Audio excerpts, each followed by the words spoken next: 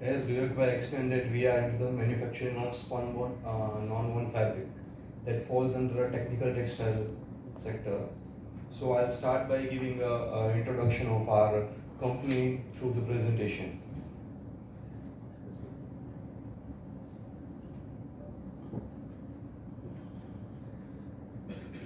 So basically we have two manufacturing units. One that is a parent company called Spunweb Nonwoven Limited, and subsidiary, the wholly owned subsidiary of the parent company called Spunweb India Private Limited. Both of them are having the same line of business, that is manufacturing of spunwoven non-woven fabric. We are providing more than 6+ different type of fabric that is hydrophobic, hydrophilic, UV treated, and so on. For that, we will discuss about the later on slides about the detail of the product that we manufacture. Currently, we are having a 500+ customer in domestic and international both, and we have a rooftop solar of around 1.1 megawatt in our parent company, and while we have 0.43 megawatt of rooftop solar on our subsidiary company. As I have given introduction, like Mr. Vivek has given the introduction of myself and Jaybai. So next one in our board of directors is Charvita Kagatra, who is non-executive director of our company. Next we have Amul Katodia, who is as a profession, he is a professor and he is PhD in philosophy, having a good financial background. So he is working as an independent director in our company. After that, we have Chetan Kumar Kamani, who is CA by profession and working as an independent director in our company. Let's talk about the milestone. We started our journey in 2015 by aiming to provide a high and better quality products to the hygiene sector for the diapers, sanitary pads and underpad manufacturing. At that time, there were barrier to entry for the newcomers. So we started supplying our product to all other sectors like packaging, roofing, construction, aviation, all other sectors. So our quality product demand grew and we expanded on each alternating year. So from the milestone you can see that on 18 we added one line, 20, 22 and 23 we added one production line. So altogether we have 5 production lines with a production capacity of 22,640 metric tons. Let's talk about the product portfolio. So for all of us, it might be a new product. So I'll give a brief introduction of all the categories that we manufacture. First is hydrophobic fabric. So majority of our raw material is polypropylene. So what comes out from the machine, it will be hydrophobic by nature. Now to give an example of where it is used, currently we are seeing all the shopping bags, grocery bags, disposable bed sheets, packaging application, like if we are buying new laptop, then there is a fabric between the lid and the keyboard. All electronic packaging, all that thing in the packaging is using the non-woven fabric.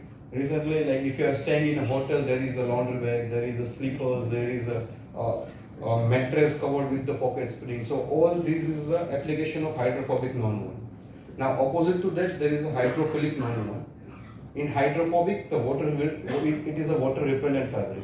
In hydrophilic, it allows water to pass through it. Now I have one sample with me along. So this is a sample of a diaper.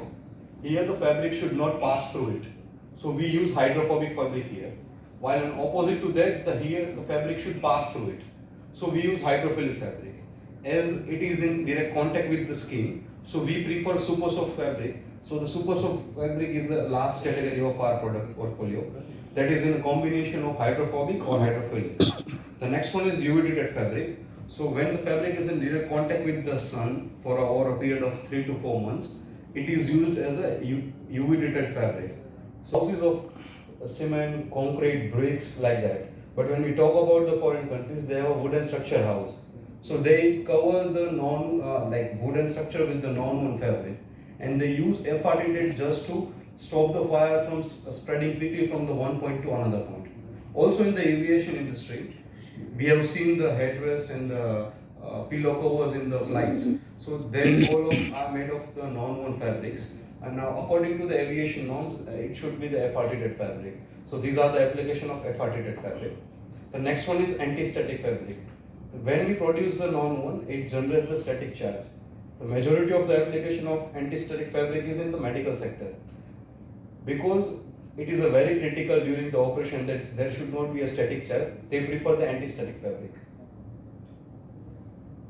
This is just a basic layout of our machinery that we use polypropylene chips that melts in the extruder, and after that melt is passing through the spin rate, where there will be thousands of hole in one spin rate with the size of our hair.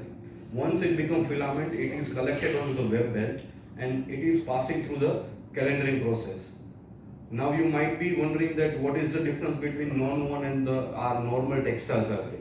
So in our textile fabric, it is a vivid fabric, while in non-woven fabric we use a calendaring process, different calendaring process to bond the fabric together. So that is the major difference in non-woven versus our regular textile fabric.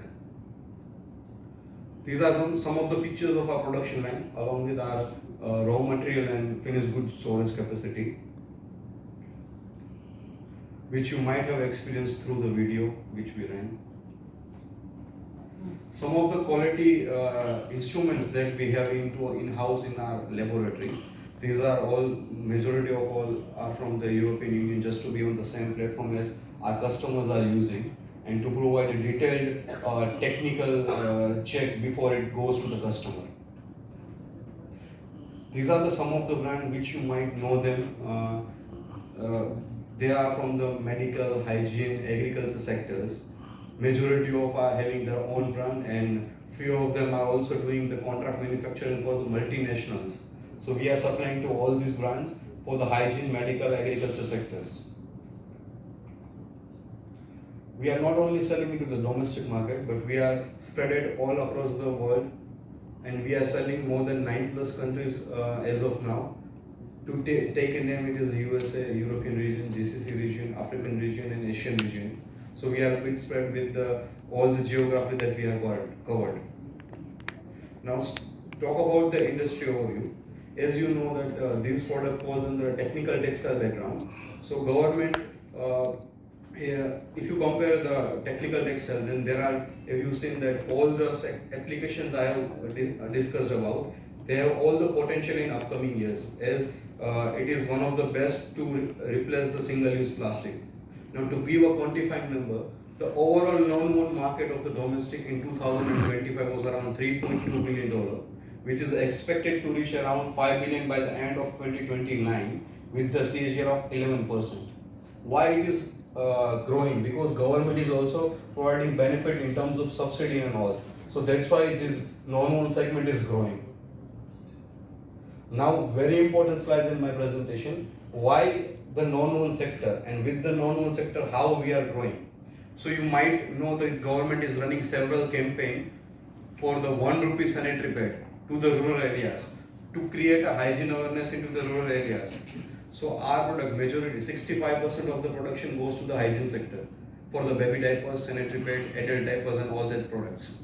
So government is also helping in terms of that. Also, we have seen movies like Padman and all, which is also promoting the hygiene awareness into the urban and rural development area. So this is how we are getting good response in terms of hygiene. Now also there is a BIS as implemented on the diapers.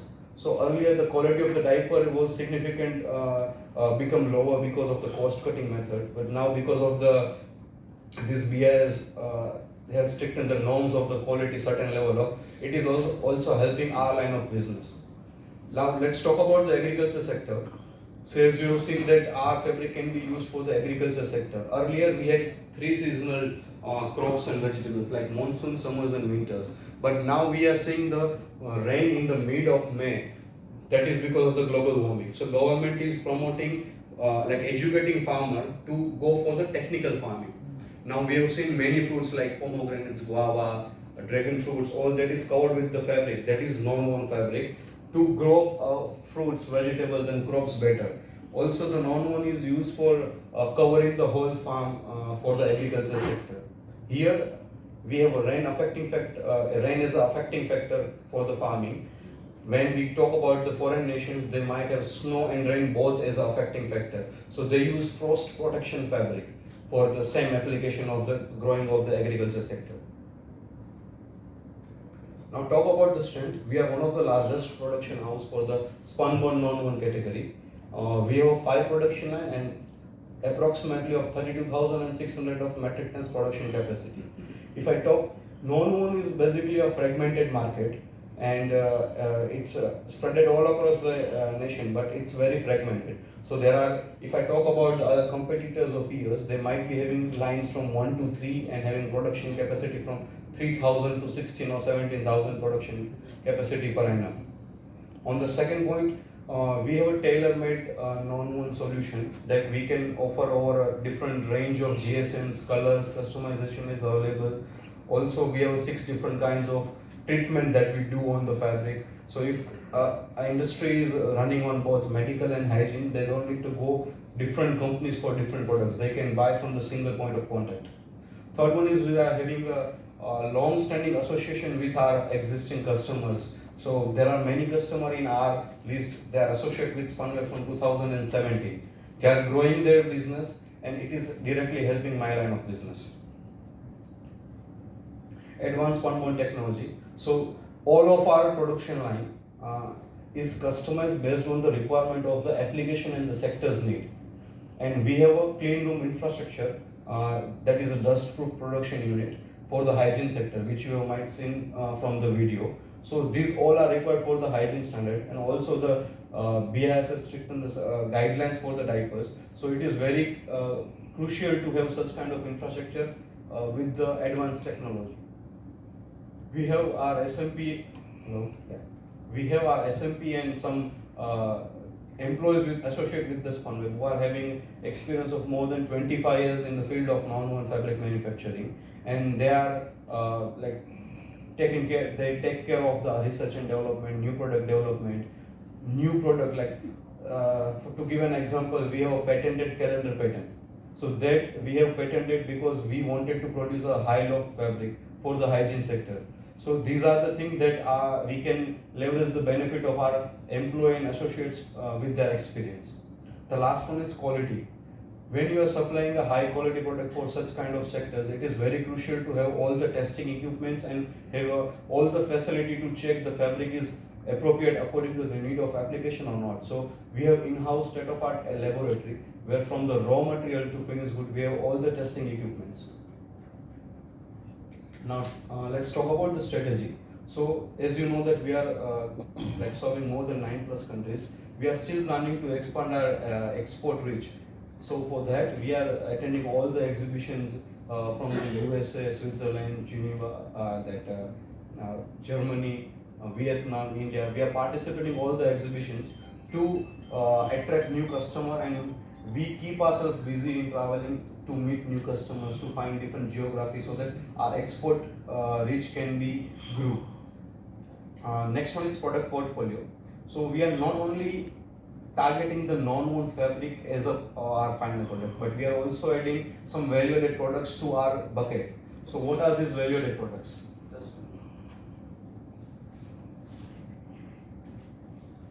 So we have a wider width fabric in our product for the agriculture sector, where we can make up to 32 meters of the fabric. So our production line is 3.2 meter. We can go up to 32 meters of the wider fabric for the agriculture sector. There are only 5 to 6 machines available into the world of this size, and we are having one out of them. So it is really helping in terms of future growth. These all the machines that I will be talking is just recently added into our manufacturing unit like few months back. Next we have a lamination machine.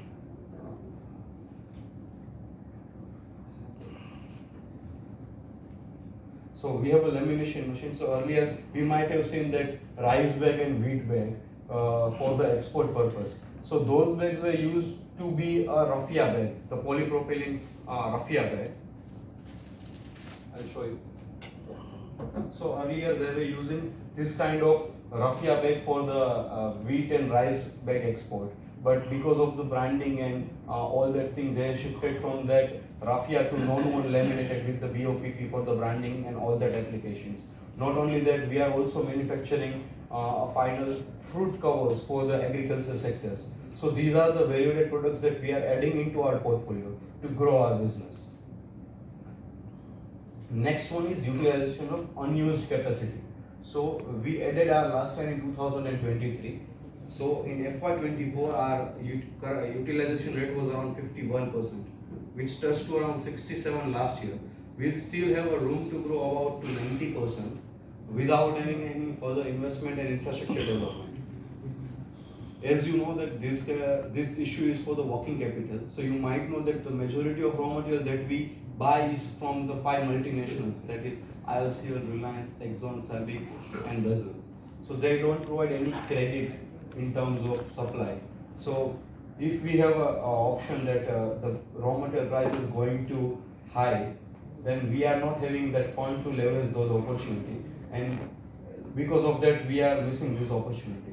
So that is the one thing that we are focusing that with the working capital required from the issue fund. Now let's talk about the financial performance. So in FY24 our revenue was around 154 CR, which touched to around 227 last year.